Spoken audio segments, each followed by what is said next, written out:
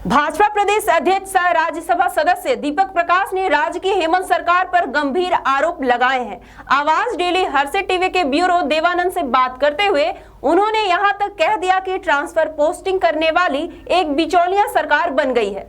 दीपक प्रकाश का इस तरह कहना था कि उसकी तीखी प्रतिक्रिया भी आ गई। झामुमो के पलटवार करते हुए यह बयान दे दिया गया कि दरअसल हाथ से सत्ता जाने और एक आदिवासी मुख्यमंत्री के सत्ता पर काबिज होने की बात अब तक भाजपा के लोग पचा नहीं पा रहे हैं। आइए देखते हैं इस पर देवानंद की यह खास रिपोर्ट। भाजपा प्रदेश अध्यक्ष सह राज्यसभा सदस्य दीपक प्रकाश ने राज्य की हेमंत सरकार पर गंभीर आरोप लगाते हुए कहा है कि यह सरकार बिचौलियों की सरकार है जो ट्रांसफर पोस्टिंग में पैसे कमा रही है। यह भी कहा कि सरकार ने राज्य की छवि को खराब करने का काम किया है। जमीन हड़पने जैसे कृत्य इस शासन में हो रहे हैं। राज्य के अधिकारियों को बेबस बना दिया गया है।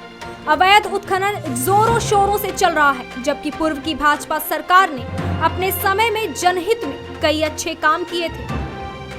श्री प्रकाश ने दिल्ली में किसानों के आंदोलन और उनके कारनामों के पीछे कांग्रेस और विपक्ष को जिम्मेवार ठहराया।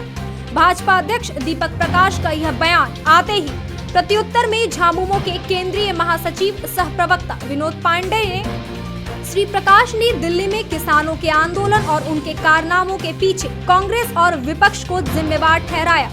भाजपा अध्यक्ष दीपक प्रकाश का यह बयान आते ही प्रत्युत्तर में झामुमो के केंद्रीय महासचिव सह प्रवक्ता विनोद पांडे ने मोर्चा खोला।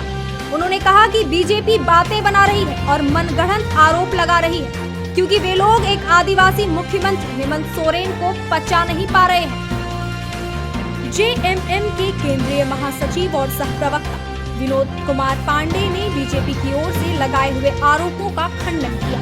उन्होंने बताया, जमीन अधिग्रहण का हो, बिचौलियों का हो, पोस्टिंग का हो, संविदा कर्मियों का हो, सब बीजेपी की मनगढ़ंत बातें हैं। वे लोग आदिवासी मुख्यमंत्री पचा नहीं पा रहे हैं। उन्होंने मधुपुर सीट को अपना बताया। राजद की रंजन कुमार की ओर से मधुपुर सीट को अपना बताया था। रांची से देवानंद सिन्हा की रिपोर्ट। एक मौलिक अंतर मिलेगा कि भारतीय जनता पार्टी की पिछली सरकार ने कितने लोगों को रोजगार प्रत्यक्ष रूप से अप्रत्यक्ष रूप से देने का काम किया, दोनों दृष्टिकोण। आज की सरकार जो पिछली सरकार के द्वारा, रघुवर दास की सरकार के द्वारा दी गई, भारतीय जनता पार्टी की सरकार के द्वारा दी गई रोजगार के इसको कॉन्ट्रैक्चुअल सिस्टम करते हैं, संविदा के आधार पर उसको हटाने का काम करें। और ये जेपीएससी के माध्यम से बार बार घोषणाएं हो रही हैं, लेकिन मैं आज भी दावे के साथ कह सकता हूं, ये सरकार जनता को मुंगेरी ला के हसीन सपने दिखा करके नौजवानों को जिनको नौकरी मिली हुई थी उनको बेरोजगार करके सड़कों में बैठा करके और पुलिस के लाठी से क्रूरता के साथ व्यवहार करने का काम किया। ये है मौलिक अंतर। हम नौजवानों को रोजगार दिए थे और ये सरकार नौजवानों के रोजगार को छीन करके रोजगार के बदले में पुलिस के द्वारा हमारी महिलाएं बहनों को, गर्भवती बहनों को लाठी से पीटने का काम किया। ये है संवेदनशीलता और असंवेदनशीलता का अंतर। पिछली सरकार संवेदनशीलता से भरपूर थी, ये सरकार असंवेदनशीलता का परिचय पूरे प्रदेश में देने का काम ही नहीं किया, बल्कि पूरे देश में महिला पर एक पुरुष सिपाही के द्वारा लाठी चार्ज करके पूरे देश में झारखंड का नाम कलंकित करने का काम किया। बहुत बहुत धन्यवाद। उसके साथ मोदी जी की सरकार हो, भारतीय जनता पार्टी का दल हो, पूरी तरह संवेदनशील। इसलिए हम चाहते हैं कि लोकतांत्रिक व्यवस्था में वो अपनी बातों को रखें, लेकिन अहिंसा के माध्यम से। और भारत की सरकार सबसे संवेदनशील सरकार है अब तक की पूर्व सभी सरकारों से। इसलिए लगातार बात कर रही है, बातचीत हो रही है, वार्ता का परिणाम भी सुखद हो, ये सरकार चाह रही है। कुछ लोग जिनको पिछले चुनाव में इस विचारधारा को लगातार आघात मिला है इस देश की जनता के द्वारा, वे लाल झंडा ज्यादा चमकाना चाहते हैं, ना कि किसानों की समस्याओं का समाधान करना चाहते हैं। कांग्रेस ऐसा राजनीतिक दल है, कम्युनिस्ट एक ऐसा राजनीतिक दल है जो इनके किसानों के हमदर्द बनना चाहती है, दिखावा कर रही है और विधवा विलाप कर रही है, क्रोकोडाइल टीयर्स छोड़ने का काम कर रही है।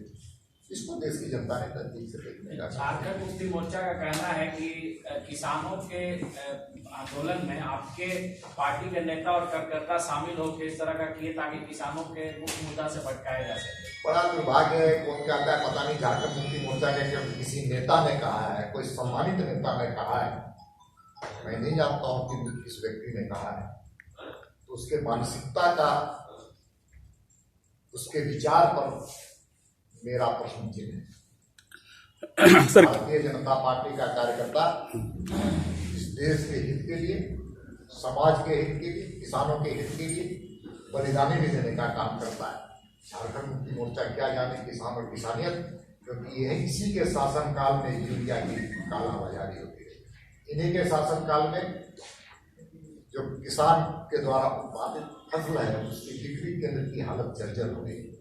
ये वही लोग हैं जो किसानों को बरगला करके सत्ता में आई, लेकिन जब सत्ता में आने के बाद किसानों के हक और हुकूक का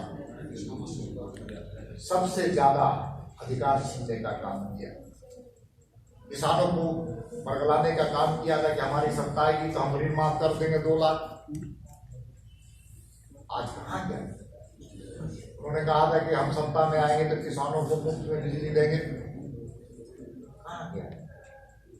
झारखंड मुक्ति मोर्चा थोड़ा वैचारिक रूप से आज किस दिशा में जा रहा है हमको बड़ा प्रश्न चिन्ह हो रहा है। और सच बात है, मैं बार बार कहता हूँ कि कांग्रेस के बड़े नेता दिल्ली में स्क्रिप्ट लिखते हैं, अब बेचारे मुख्यमंत्री जी उसको सिर्फ पढ़ने का काम करते हैं। बहुत बहुत धन्यवाद। सर एक सर, वो किसानों का आरोप है सर कि वो मुंह पर गोला दागा गया, वो गृह मंत्री जी का के तरफ से हुआ है, वो आदेश था।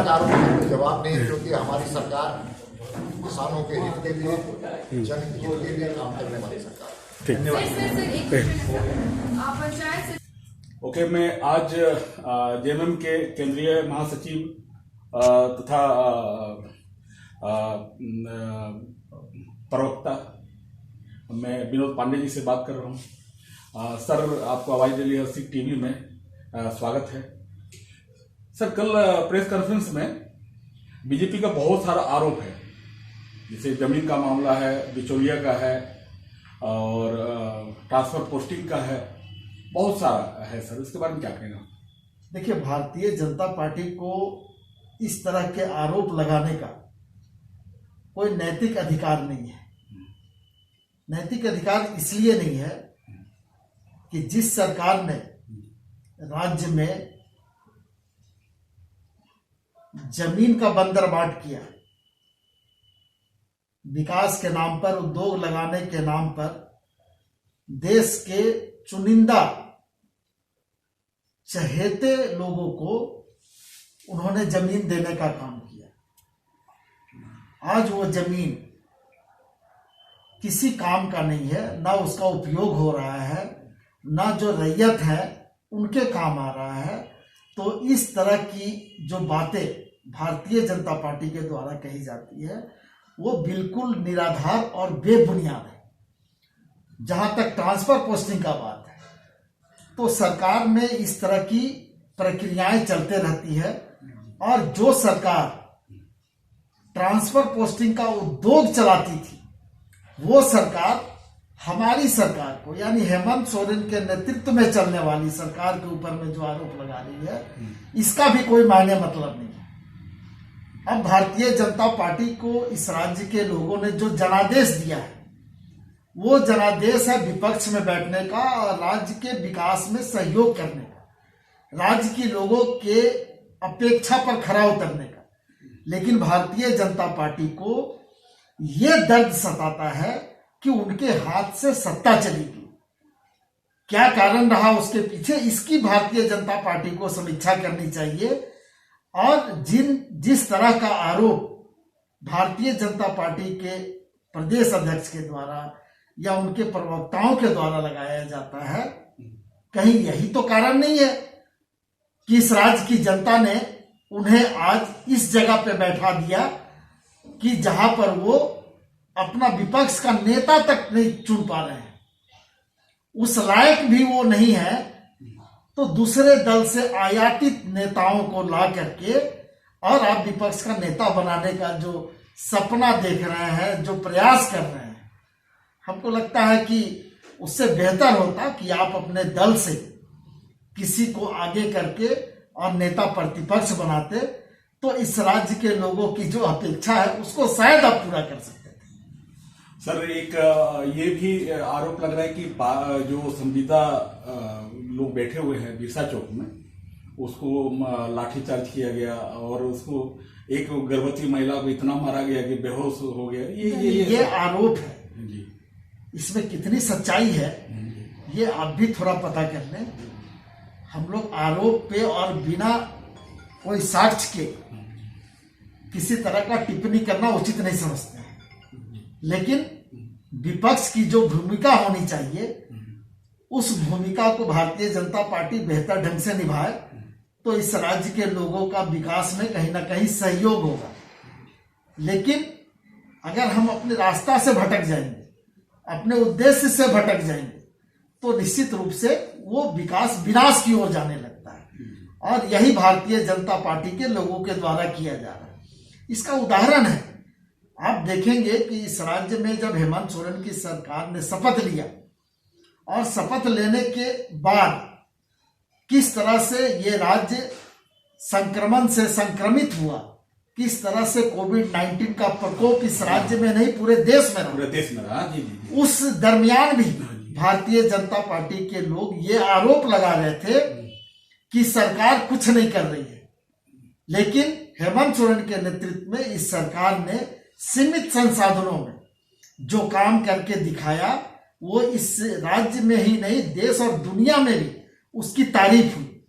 लेकिन ये बातें भारतीय जनता पार्टी को नहीं पच रही है, इसलिए नहीं पच रही है कि हेमंत सोरेन का तारीफ हो रहा है, झारखंड मुक्ति मोर्चा का तारीफ हो रहा है, सरकार का तारीफ हो रहा है, इसलिए उनको ये बातें नहीं पचती है। तो मेरा स्पष्ट मानना है और मैं एक सलाह देना चाहूंगा भारतीय जनता पार्टी के जो प्रदेश अध्यक्ष या उनके जो प्रवक्ता हैं कि आप अपनी जिम्मेवारी को बेहतर ढंग से निभाने का काम करें और इस राज्य की जनता ने आपको जो जनादेश दिया है उस जनादेश का आप सम्मान करें। सर एक लास्ट में क्वेश्चन है, वो मधुपुर सीट के लिए राजद के रंजन कुमार जी जो प्रदेश अध्यक्ष हैं उनसे भी बात हुई थी, तो क्या उसमें आप लोग का खींचतान है सर? जो सीट के लिए खींचतान नहीं है, जैसे कोई खींचतान नहीं है, ये सब सगुफा छोड़ा जाता है भारतीय जनता पार्टी की तरफ से। अच्छा। बिल्कुल स्पष्ट है कि वो झारखंड मुक्ति मोर्चा का सीट था, है और रहेगा। राजद तो कह रहा है सर कि मैं भी लड़ूंगा, मेरा सीट है ये। नहीं, उसका कोई आधार होना चाहिए जी। हम अपनी बात को अगर बोलें तो उसमें कुछ दम हो, कुछ आधार हो जी। अगर बिना आधार के बिना सिर पैर के हम अगर कोई बात कहते हैं तो उसका कोई माने मतलब नहीं।